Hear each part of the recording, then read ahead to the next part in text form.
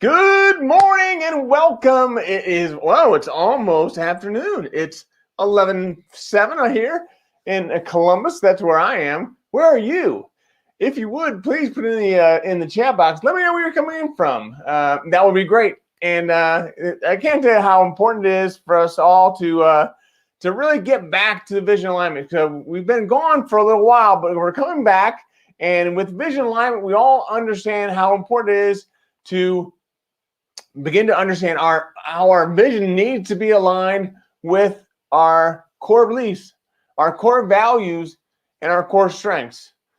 Somebody that knows a lot about these core values and his strengths is our guest coming on today. So our guest coming on today is a speaker, coach, entrepreneur. I can go on and on. He has his own coaching business. He does phenomenal work in the world, and it just helps people from all the way from Toastmasters to seasoned professional speakers, help them with their speech. So I'm so looking forward to having our guest come on today. He is none other than Mr. Darren LaCroix, and here he is now.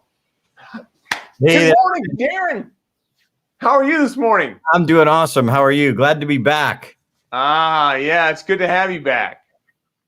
So Thanks. Tell me, Darren, or tell us, really, the whole crowd,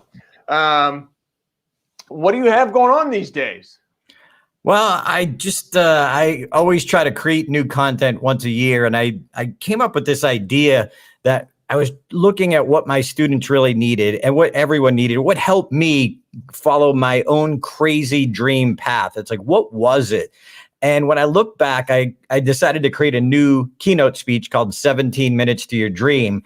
And I had so much fun with it. And it was like, this is where my heart is. You know, sometimes throughout our career, we ebb and flow, but it's when we're passionate about something, it shines because we're shining from within. So I was super excited. I delivered the keynote. I challenged some of my stage time members to do I call it my 77-day video challenge, to do one video live every single day, to get more comfortable with the camera, to be more conversational. It's like, you got to do it. You know, my adage is stage time, stage time, stage time. So what's that thing that you need to do every day? And so I have to tell you this real quick. So I'm at a mastermind group. Do you know Mike Rayburn? Oh, yeah. So I'm at a mastermind group with Mike Rayburn, Marilyn Sherman, a couple other keynoters. Oh, wow. In Las Vegas. And we're sitting around this table and he goes to us, what is your big, crazy, ridiculous dream? And I thought about it and I was kind of feeling a little sheepish, and it was weird because I kind of passionate about what I do, but I felt like a little kid. And he got to me and he said, so Darren, what's yours? And I was like, well, and I was really wishy-washy. Well, I love real life movies, and I was inspired by Rudy, and when I got to meet him, hearing the story of how he created the movie, and I thought, well, what if they made a movie about my story, the story that I've been telling for years from the stage? And then I said, but who am I to have a movie made about me? And he slammed his hands on the table, got right in my face. He said, who are you not to? And I was, and all of a sudden a dream was born. So I remember being in Canada, Vancouver, Canada. I was doing a keynote there, and young kid in the audience. I was doing a Q&A session, which I don't normally do. And he said, okay, you won the world championship, but what are you doing now? Like, what's that big dream you're going for now? And I said, well, I'm writing a movie script. And I got all jacked up. I had the answer. And I think a lot of motivational speakers, they accomplish their thing. They talk about their thing, but we forget, how dare we be motivational, inspirational speakers unless we're truly struggling for that next thing? I love it. If you want to hear more, stay right there.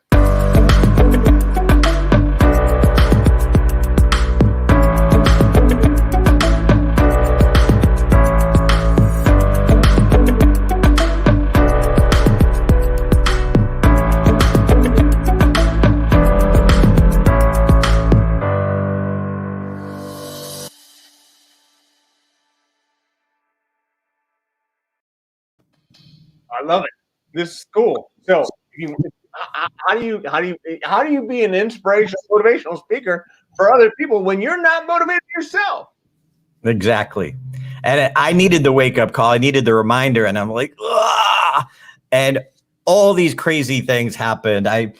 You know my story, Brian. I talked about it last time when I was here about, walking into a comedy club and asking for advice. And he said, go get this book. Well, so all of a sudden I have this new crazy, ridiculous dream. I don't know how to write a movie script. And when I sat with Rudy Rudiger, he told me that he hired somebody to write the script. So he told me about stalking the guy who wrote Hoosiers in order to write his movie. It was crazy, all these things that happened. So I'm thinking I need to go find somebody to write it. So, I'm a Toastmaster. Toastmasters started in California. I'm in Las Vegas. I thought, well, what if I go out there and do a workshop for Toastmasters? I can make a couple of bucks off my CDs and DVDs right off the trip. And then I'll be in Hollywood and I can start, networking around and see what I can figure out. So I'm at this workshop, and there's a woman in the audience who looks vaguely familiar. I can't place her. And after the workshop, somebody comes up to me and says, do you know who that is? And I said, no, she looks kind of familiar. And he told me her name, and she asked me not to use her name, but she's a TV Hollywood star Really? from years ago. And I walked up to her all starry-eyed. I said, hi, I'm supposed to, how do I find somebody to write a script? I want to create the movie about my story. And she goes, I just saw you deliver a great speech. You are a great writer. You need to write the script yourself.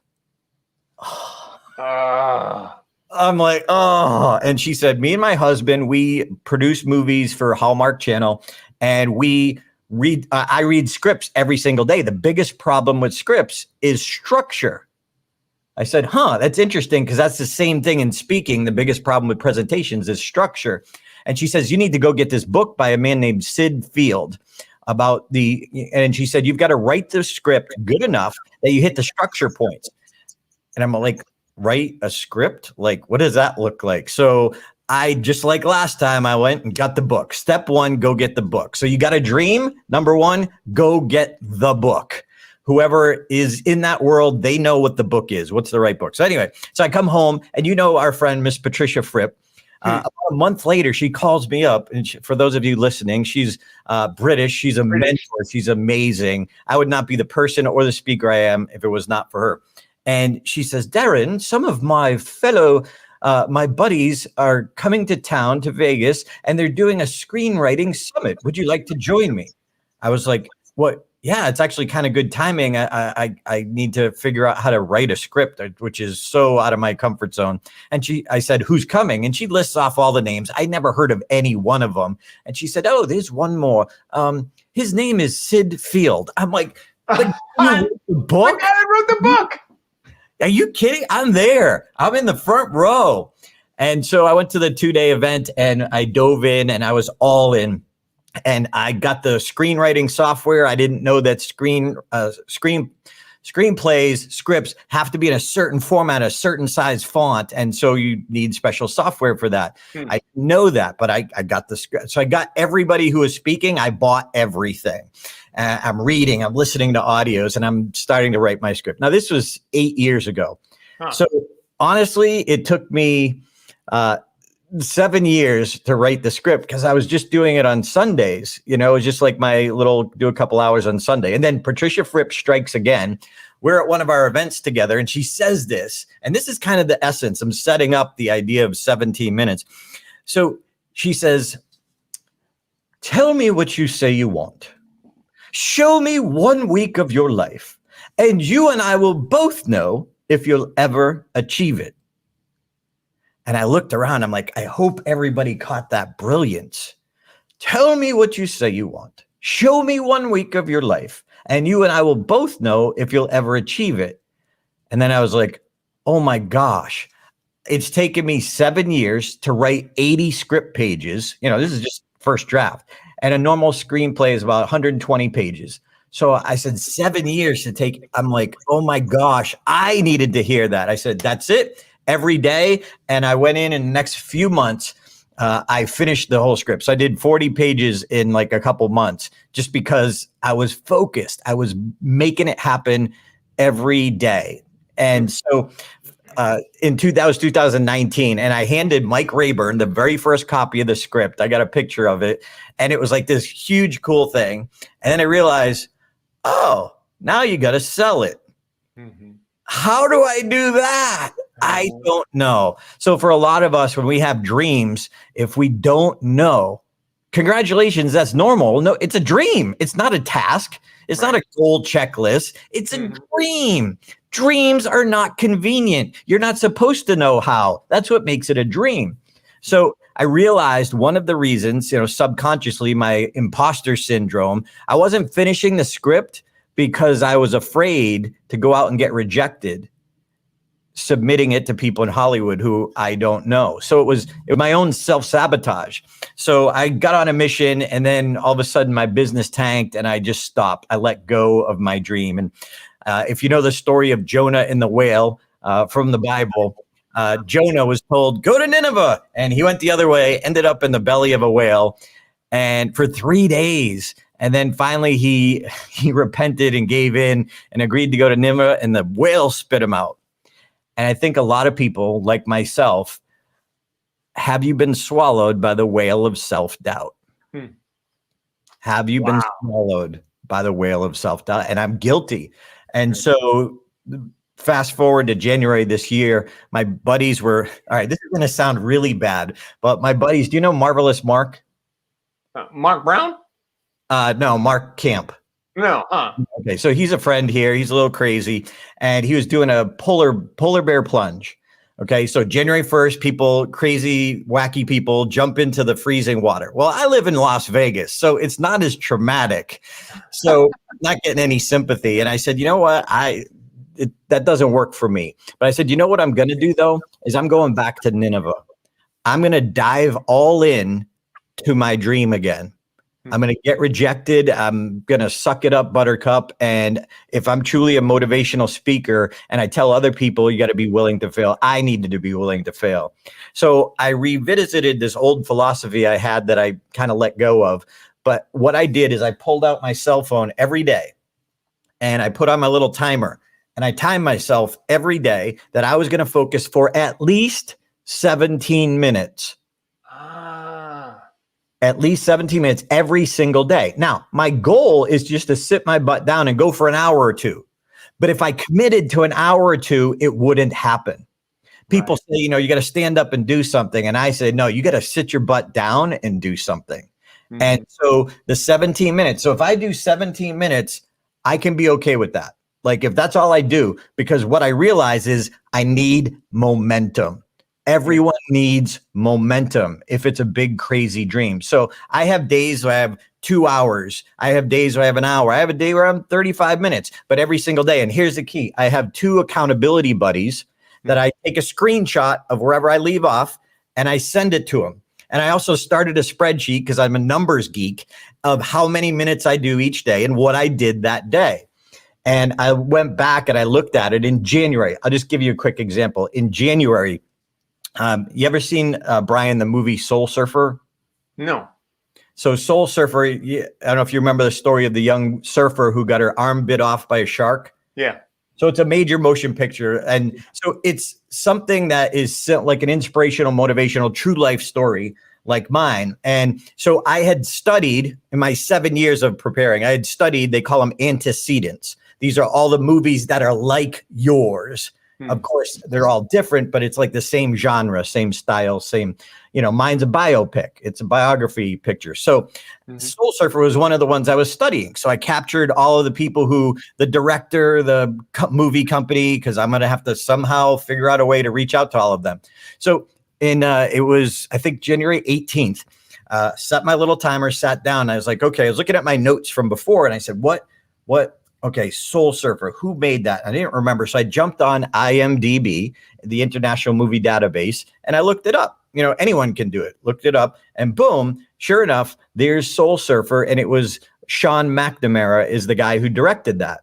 So somehow, some way, if I'm going to sell it, I got to get it in front of directors who've created movies similar to mine. So I looked down in like 2011. I'm like, okay, what has he made since then? And I'm going up and I'm going up and I'm going up and I'm going up and I'm going up. And I get to the top. I didn't really recognize any of them. I get to the top and it says Butch Bradley live from Las Vegas.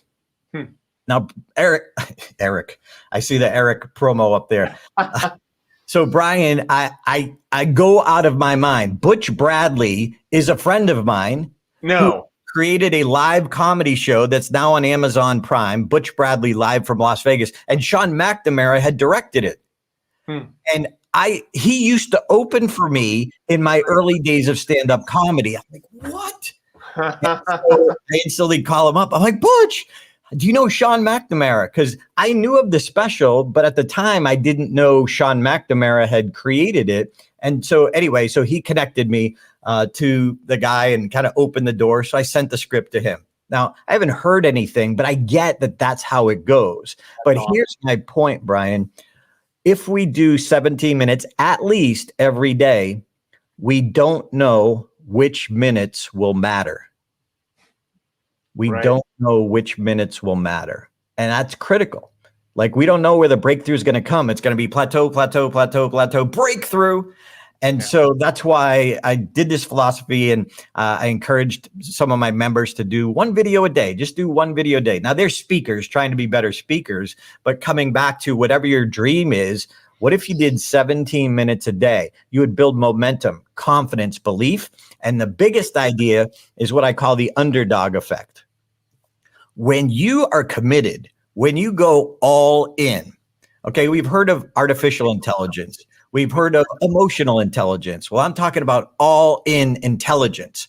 And what that means is the underdog effect is that when you're all in and you tell your friends, hey, here's my dream, I'm going for it. It's crazy. I don't know how many people will come to your side and help you, especially if they know it's crazy and ridiculous. It's not just, hey, oh, he's doing another speech. He's doing another task. And it's like, he's serious. He's committed. I see the bumps and the scars on him. And I had this happen when I wrote the book about it. When after I gave the keynote, I decided I need to put this into a book format. I came home and I went to Lake Las Vegas every day, 3 or 4 hours a day, and I wrote the whole book in 17 days, which is ridiculous. It was like a divine download because I'm just typing.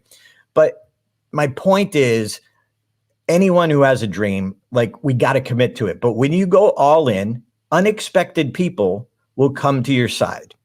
My friend Vince, who's written 4 books, he said, hey, I'll help you edit that book. I was like, what? And he edited the whole book because he's a word ninja. He edited the whole book for me for free as a favor, 17 minutes to your dream, because he read it and he liked it and he wanted to help. People want to help, but we have to take the actions that will show them that their help will multiply. Their help will multiply. Wow. Sorry, wow. I should let you talk. This is phenomenal. I'm so glad to hear this. Actually, Eric has another comment here. So he talking about the employee who was an offensive lineman in college.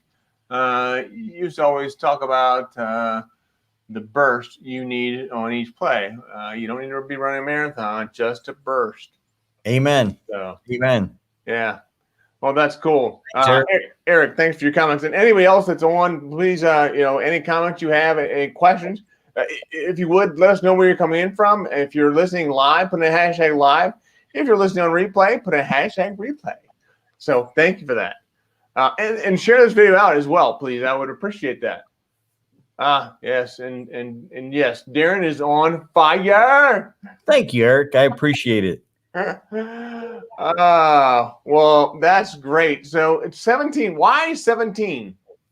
Thank you for asking that. It's a great question. There's no scientific term. There's no scientific reason.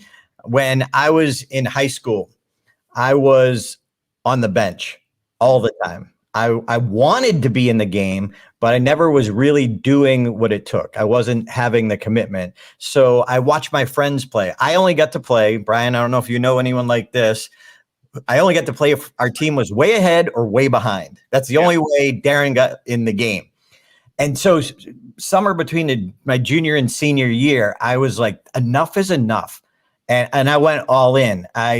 For my high school, we were just a public school, high school. So it wasn't this big football program, but I went to Holy Cross College. I took a summer camp there. I started lifting weights. I started running 4 miles a day. I'm like, I am going to start. I am so sick of being on the sideline. And I think that's the mindset we have to do. That I'm sick of my life being this way. I'm sick of dreaming. Like, flip it and do something today, anything. Get a course, buy a book, do one thing today. And so I didn't start by the first game of the season, but by the third game, I finally got the call because I was the guy first to practice, last to leave. I was running wind sprints all out, and the coaches will notice. That's why I'm saying people around you will notice when you're on a mission, they want to help you with your minutes. When you're on a mission, it's not just a hobby. Oh, that's a nice hobby. If I can help, let me know. It's like, get out of my way. Either get on the bus or get out of the way. And so by the third game, I finally got to return kicks, and I was a starting defensive cornerback. And so the reason 17 is my practice jersey was number 17. So it meant something to me. So if you're thinking about this idea and your favorite number is 22 or 18, pick 22 or 18. I don't care. Just start. It's your dream. Like your kids are watching. Believe in yourself. I love that. Amen. Good morning. Good morning. So that's cool. And I appreciate that. And sometimes we want to believe in ourselves. We say we want to believe in ourselves. We watch The Secret and we think, ask, receive, believe, and then we don't do squat. Well, I'm saying do squat, and then you'll build your belief. You'll build your belief. You'll have a little breakthrough. A friend will help you. An unexpected stranger will give you that insight, but only if you're moving forward, only if you're striving. It's your energy. It's your energy. Wherever your energy goes, the momentum flows. Yeah, mass times velocity equals momentum. Yeah. So the 17 minutes continues to give you that momentum. Now, I'm going to say something. I hope this doesn't take your podcast down. But I took a tour of the Pentagon, and this was in 2002. And the tour guide took us around and showed us. And we started walking up these steps. And I'm walking up these steps and they're different heights. And I'm like, what happened with the contractor here? And what I was told is back in the day, they were intentionally different levels, the steps. They were non-momentum stairs. Non-momentum stairs. So if a militia was to charge, they couldn't get that burst of momentum. And I think that's what we do in life is we have that dream. We do a little and we stop. We do a little and we stop. Non-momentum stairs. I was like, oh, what a great metaphor. I hope Secret Service isn't hearing me talk. Non-momentum stairs. So that's incredible. I didn't know there was such a thing.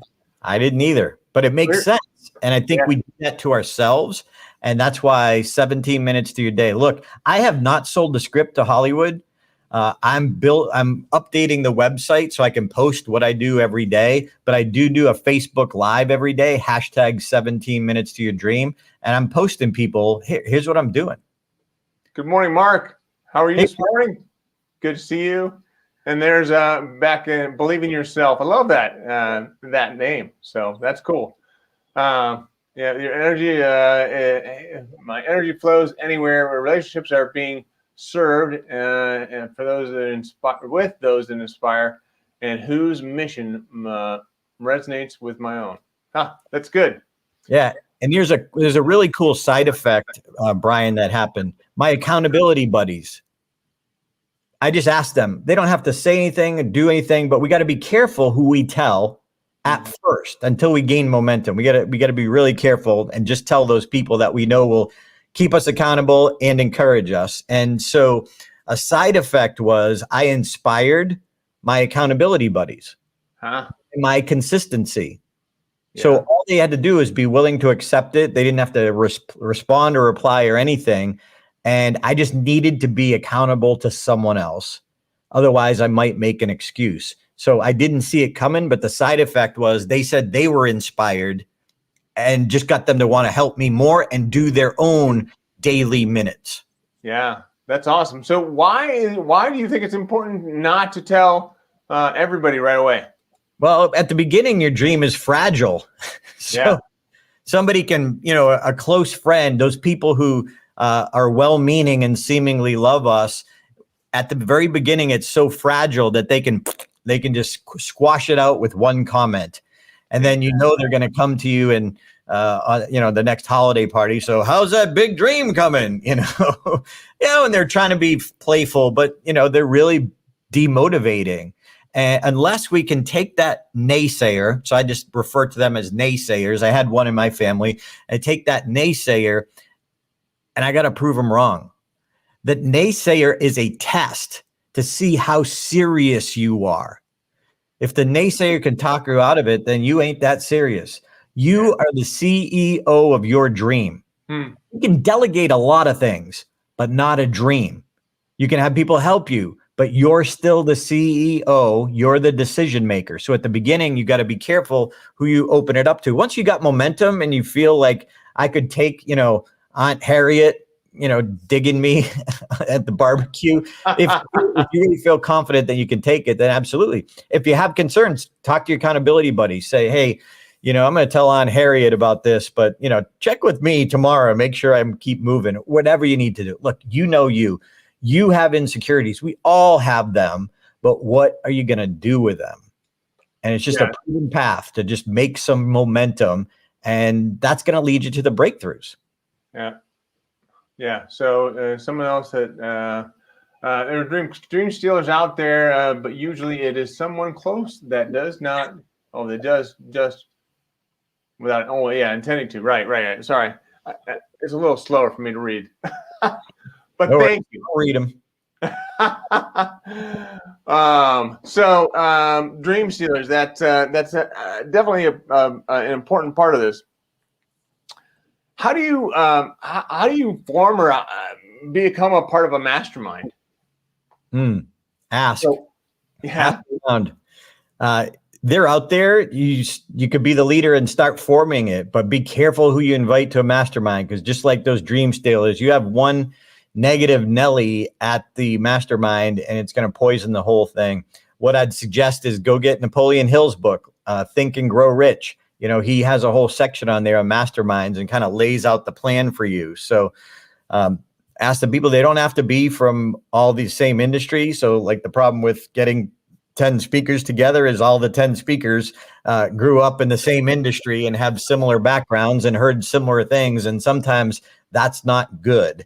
So it's good to know what other speakers are doing. I'm not saying that. I'm just saying it shouldn't be all speakers. Bring in some outsiders, but people who are positive, encouraging, and people are out there willing to do it. You want to surround yourself by people who are doers, not just talkers. Anyone can talk about it.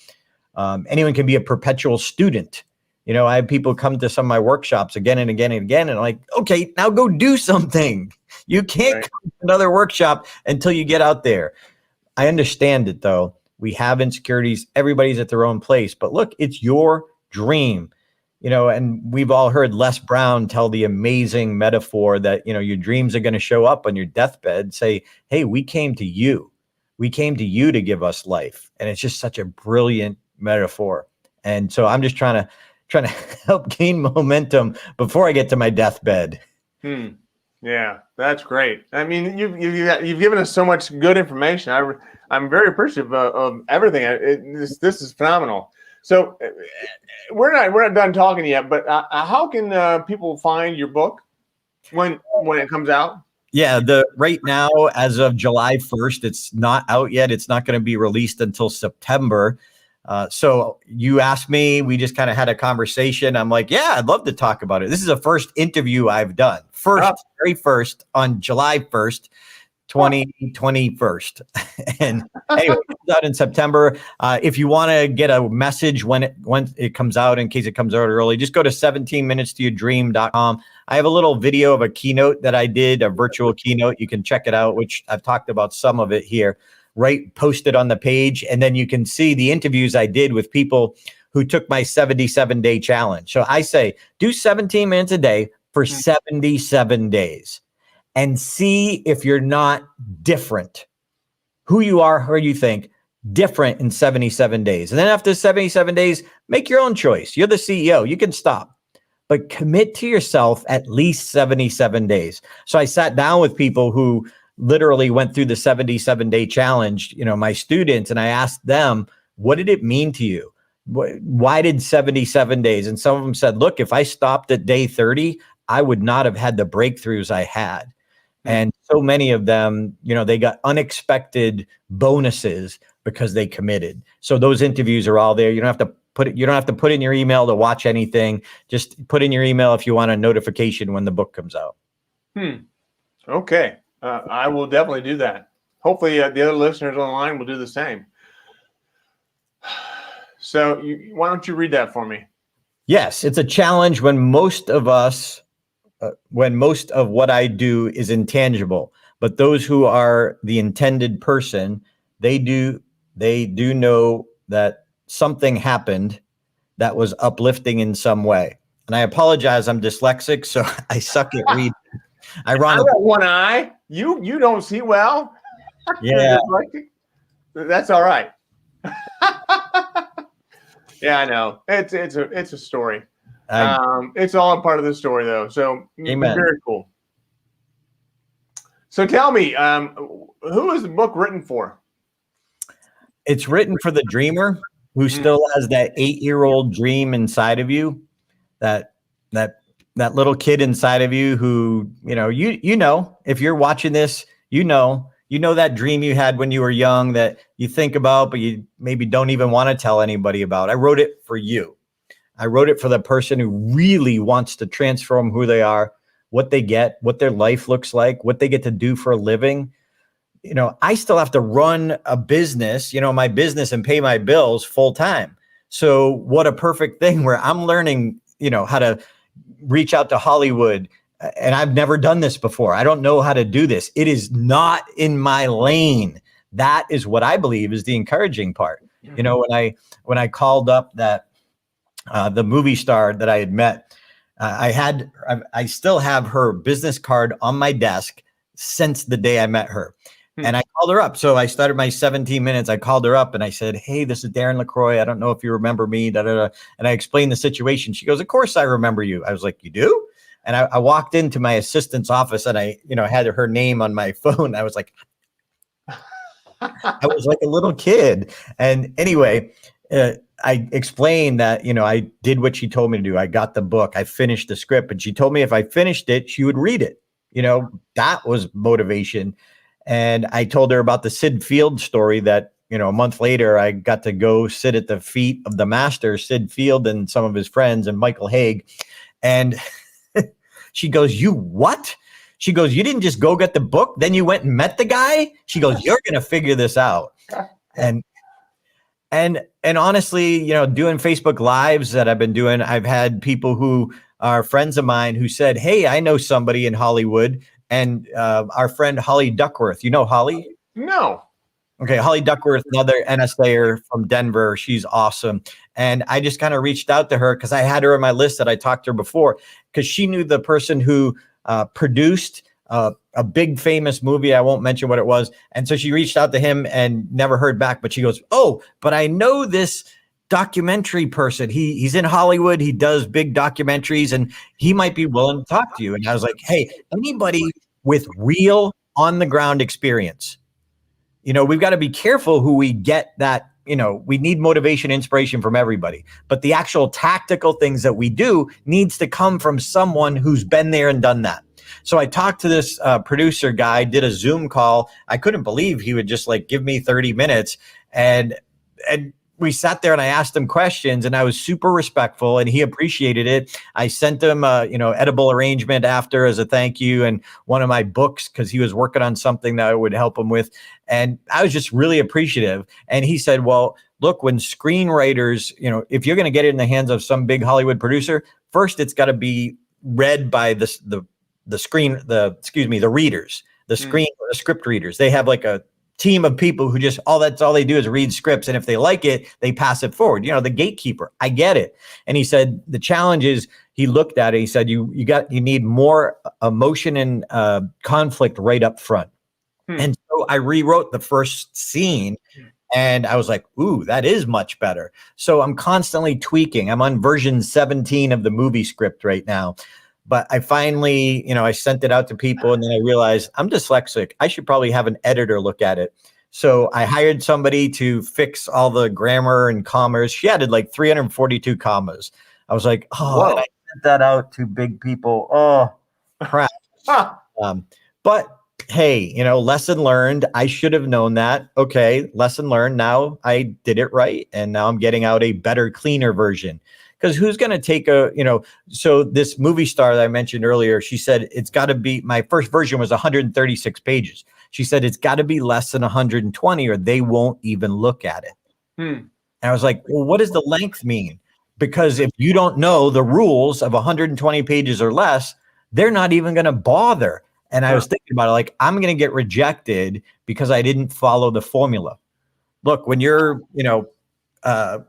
big name producer, you can do whatever you want. But when you're trying to get your foot in the door, you got to at least follow the rules to get get your foot in the door. And I have a big picture of the end game of the opening night with the red carpet with the guys who I want to produce it on my wall. Like it's pretty huge over here as my reminder. Like, this is what I'm working for. And I put the same thing right on my phone. So I can, I don't know if you'll see it, but anyway, so I keep the opening night right on my phone with Mark Brown and Ed Tate and the Bergman brothers. Wow, that's awesome. Don't know me yet, but they will. Yeah, right. Erwin brothers, Hendrick brothers. We'll see. So you're on you're on the 17th revision of your script. You took 17 days to write your book. You do 17 minutes a day for 77 days. What's the next 17? Well, today, let's see. Today, and by the way, I have days that I call hiccup days where I just didn't do something. And I call them a hiccup day because it's okay to have a hiccup, but you can't have 2 hiccups in a row or you'll totally lose momentum. So yesterday, just being honest, I had a hiccup day. So today, what I'm doing, one of the things that I was told by Michael Haig, who's a great screenwriter consultant, he works for Will Smith, and I had him coach me. He gave me 2 pages of corrections. So in January, a lot of it was applying those corrections. But one of the things he told me was, if you turn this into a physical book, like a book, take the script, the movie script, and turn it into a book, he said you would have a lot more street credibility and it would be easier to sell it. Oh, okay. That's not a direction I had planned. So right now what I'm doing is taking the script and turning it back and turning it into a book. And so what I started doing, Brian, yesterday, as a Tuesday, this week, I started taking some of the chapters from the book and I make them articles, my newsletter sponge that goes out. And what I've done is at the bottom, I put a little survey there. Should this, it's an article, but it's a chapter from the book. Should this chapter be in the book? Scale of 1 to 10. 1, no. 10, yes. And then what made you think? What was confusing? And then any other comments. So just a short mini survey to see, is the chapter a good chapter or not? So So I'm trying to finish the book, which is a different from the 17 minutes book. That one's at the publisher being edited right now. This is, crap, to sell a script, it's going to be easier if I write a book. But I'm reaching out to anybody who knows anybody who is a legit Hollywood producer, and just to try and get it in their hands and get the synopsis in their hands. And it's my story about how, when I say an 8-year-old kid, when I was 8 years old, I sat at my holiday table. So big Polish family I'm from, at the kids table, the card table that is kind of rickety, and at the kids table down at the end. And my cousin and my brother are very funny. They had everyone laughing. It's just, they're funny guys. They're funny people. And I remember just being in the moment of the joy. And my aunts, I have twin aunts, and they'd have this harmonic laughter, and they laugh a lot. And it's like, waff, waff, and you can't not laugh when they're laughing. And as an 8-year-old, they were recapping Saturday Night Live skits and Mr. Bill and Rosanna Dana. And I stood up and I threw out a punchline. I don't even know what I said. And I hushed my whole family. And it was painful. And I slid back in my chair as a little 8-year-old kid. And I said, I will never, ever try to be funny again. And so that was the 8-year-old with the dream who wanted to be funny. And I put it away because that's not you. Those weren't the gifts you were given. Find another way. You're a nice guy. You shouldn't be on any stage. No one wants to hear from you. So I heard that. So I, went for my business, decided business was the thing that I loved. And then the story, Brian, if you're listening. So I'm driving down the road after a business failure, listen to a motivational tape of Brian Tracy. And he said, what would you dare to dream if you knew you wouldn't fail? I thought, I wouldn't fail? If I could do anything, I'd be a comedian. How cool would that be? But all of a sudden the voice of reason said, but you're not funny. But that wasn't the question. In a movie, that's called the inciting incident, when all of a sudden everything changed. And that's when the dream was reborn.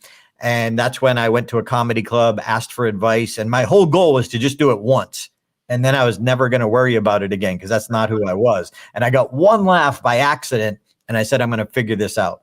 So that kind of puts the movie into action. And then the culmination is when I'm in front of 2,000 people at the World Championship of Public Speaking, and use my failure stories of that business and other things from my life when I went for the big crazy dream, and just walked off stage, and they were laughing, and I was like on cloud nine. And then they handed me the trophy, the World Championship trophy. And a month later, I walked out of my day job to do speaking full time, and I was scared to death. So that's kind of the movie idea. And I had 3 mentors. They each taught me something different. One of them screwed me over. One of them died. And then the other is Mark Brown. Anyway, that's kind of the gist of the movie script. Yeah. Mark Brown is a keeper. He's a guy. Yeah. And I didn't see, I couldn't talk and read at the same time. So I don't know if you can still see the comments or not. Oh, yeah. I saw the comment from Believe in Yourself. Yeah. Thank you for that. My writing is a work in progress. As I strive to be is a blessing. Yeah. Amen. Patricia says, a hero is an imperfect person striving to be heroic. So in my opinion, the 17 minutes is you're striving, is you're sitting down. Today I might be researching someone on IMDb to be able to reach out to them. So who Will Ferrell is? Oh, yeah. So Will Ferrell, if you're listening to this and you're younger than 40, you might not know MASH, but Will Ferrell is one of the characters. He's an actor. He played BJ Honeycutt, very funny comedy about a hospital in the Vietnam War. And just funny because it was the unbelievable, so much drama around them. Anyway, so when I was sitting with my NSA president of Framingham Bickfords, BJ Honeycutt, Mike Farrell was there with his daughter. His daughter was going to Framingham State at the time. This was decades ago. And I was like, oh, it's BJ, it's Mike Farrell. So I walked out right at the same time he was walking out. ironically. And I Shocking. asked him for advice. And I said, I love your work. I kind of want to be an actor too. And what advice would you give me? And he thought about it. And he said, know who you are. And I was like, wow, what does that mean? I thanked him. I walked away and starstruck, but I had no idea what he was saying. And the reason I bring this up, Brian, is this was actually, it's a scene in the movie, in the script. And so I know, because I was trying to figure out, am I a comedian? Am I a speaker? And I realized I'm glad I did my comedy background. It was great training ground, but I'm a speaker. I'm an inspirer. That's what I live for. So it was actually a pivotal moment, even though it took me a while to figure out what it was. So the reason I say that, the 4077. So the reason I say that is like one of the things I need to do this week, and I'm saying this like, because that little fear, reach out to some of his agents on the IMDb site. So I have the pro IMDb so I can see who's agent. So I had to reach out to Mike Farrell and say, hey, or his agent, I know I won't reach him. Hey, by the way, you were impactful in my life and it's part of this script. Would you be willing to take a look at it? So I got to be, if you remember, were you in Denver at the last NSA convention live? Yeah. Remember Jia Zhang? We talked about Days of Rejection. That speech was awesome. And I'm like, I've got to be rejection proof. Right. So, Brian, feel free to check and make sure I did. You're on, man. You're on. And there's Linda from West Virginia. She's going to hold you to it too. And believe in yourself. He's on it. Yeah. So there's going to be a lot of people holding you accountable. All right. Well, I'll report it on Facebook Live in a day or so. Awesome. Well, I know we are about at the end of our time. I'll also let you go to the green room, and we'll talk a little bit more about some other programs that are coming up. But really, thank you for your time. And if you would hang out in the green room for me, that would be great. I'll come on, and I'll come and get you in a little bit. All right. Sounds good. All right. 17. Thanks. Who are you not to have your dream? There you go. Thanks, Darren. Oh my, what a great show. Darren LaCroix is, he's incredible. So we all have a lot to learn, a lot to look up to with all the information that he gave us today. So look forward to having future conversations with him, but also want to let you know that we have a great guest coming on next Tuesday.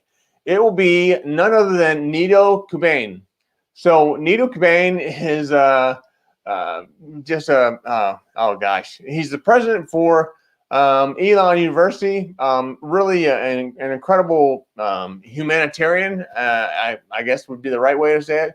Just a great guy. So really want to make sure you tune in for that show at, I think it's going to be at 10 o'clock on the 6th, July 6th. So look forward to seeing you there. If I don't see you there, I'll see you soon. And as always, keep one eye on the road.